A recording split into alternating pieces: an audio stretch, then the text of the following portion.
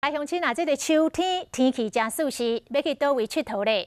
先来讲这个金门历史的蚵仔，因为入口稻花名声真响，为着要推广这个在地特色产业，历史的蚵仔季开始咯。现场唔但有天霸王的蚵仔王的比赛，也佫有青人画蚵仔的体验的活动。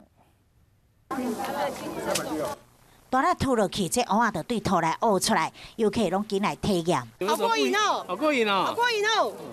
对呀、好玩呢。我回去哦，给它煮甜的，煮咸的，给它用用炸的。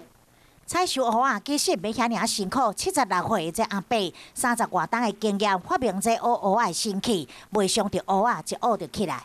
哎呦，很厉害！哇，好快哦！ 除了有这款的体验活动，市区嘛有展示偏有历史乡的蚵仔，也有天霸王这蚵仔选拔比赛，口感是松又香。每当大出的期间，公司拢会办蚵仔季的活动，今年嘛吸超过3000外人来参加。另外，今年嘛有添加军事风，现场有战车、驾车的武器展示，活动真丰富，就是要向外推广好食的历史乡的蚵仔，嘛带动地区的观光。